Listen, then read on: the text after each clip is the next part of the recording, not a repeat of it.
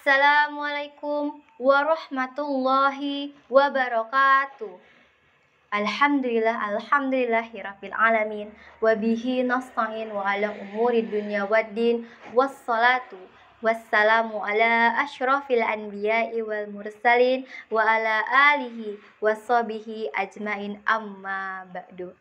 Yang terhormat Dewan Juri yang arif dan bijaksana serta sahabat-sahabat dimanapun kalian berada, marilah kita panjatkan puji syukur kehadirat Allah Subhanahu wa Ta'ala yang telah memberikan kita nikmat serta hidayahnya sehingga kita dapat berkumpul dengan keadaan sehat walafiat tanpa halangan apapun. Salawat dan salam marilah kita curahkan kepada junjungan kita Nabi Muhammad Sallallahu Alaihi Wasallam yang telah membawa kita dari zaman kegelapan hingga zaman terang benderang seperti saat ini. Sebelum memulai pidato mengenai pentingnya menjaga iman di tengah tren-tren yang menyesatkan, izinkan saya untuk memperkenalkan diri terlebih dahulu. Sebab ada pepatah yang mengatakan, tak kenal maka tak sayang.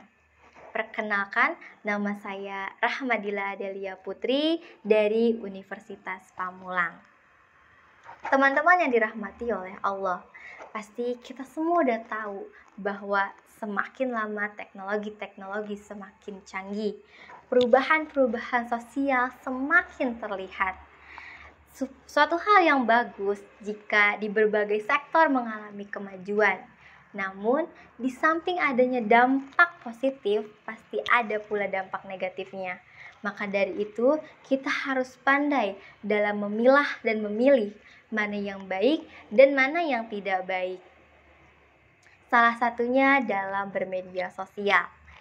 Media sosial memiliki peranan yang penting dalam hidup manusia,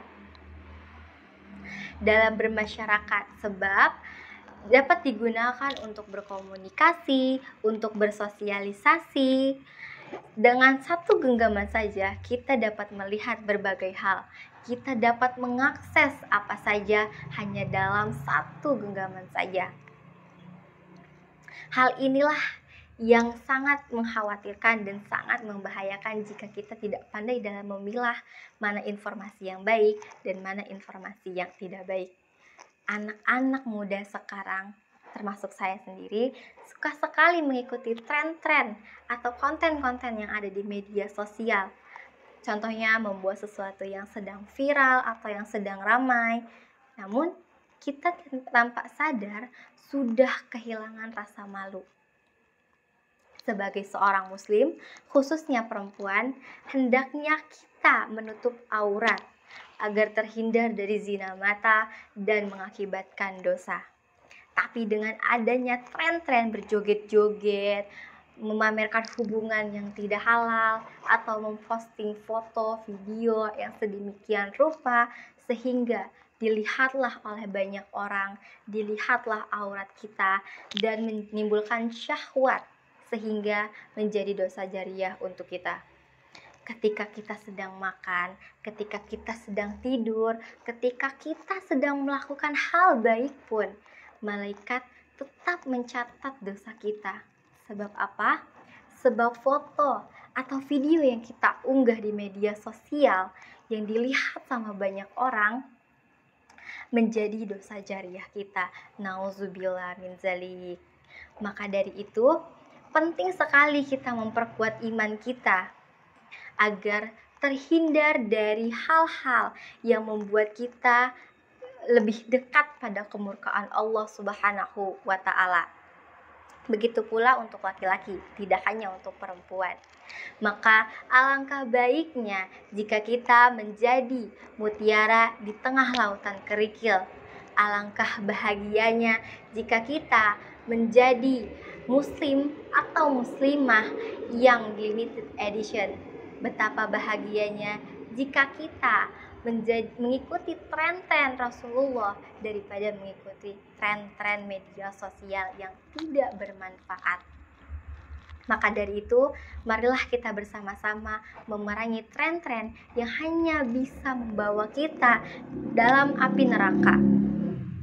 di dalam kehidupan yang hanya sementara ini, perbanyaklah amal ibadah, perbanyaklah kebaikan, sebab memungut dosa itu lebih mudah daripada memupuk pahala. Maka yang pertama, kita harus berbanyak beribadah kepada Allah Subhanahu wa Ta'ala, sebab Allah Maha Pengampun, agar kita terhindar dari segala hal-hal yang buruk yang hanya membawa kita pada api neraka. Agar kita selamat dunia akhirat, maka perbanyaklah ibadah kepada Allah Subhanahu wa Ta'ala. Yang kedua, perbanyaklah melihat hal-hal positif, seperti melihat ceramah-ceramah atau datang langsung ke kajian untuk melihat ceramahnya. Itu hal yang lebih bagus. Yang ketiga, hilangkan rasa iri terhadap hal-hal yang hanya menimbulkan dosa. Contohnya pacaran. Saat ini banyak sekali orang-orang yang memamerkan hubungannya yang tidak halal, yang masih pacaran dengan memposting kebahagiaan mereka bersama pacarnya, membanggakan hubungannya yang sekian tahun lamanya, membanggakan pasangannya seolah pasangannya sudah memberikan dunia dan seisi-isinya. Nauzubillah min dzalik. Yang keempat, jangan lupa untuk selalu berdoa dan memohon ampunan. Mulailah memfilter diri sendiri untuk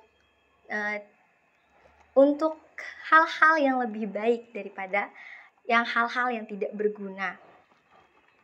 Maka sebagai seorang muslim, janganlah kita meninggalkan ibadah kita yang hukumnya wajib. Segitu saja pidato yang dapat saya sampaikan. Kurang lebihnya mohon maaf. Wabillahi taufiq wal hidayah. Wassalamualaikum warahmatullahi wabarakatuh.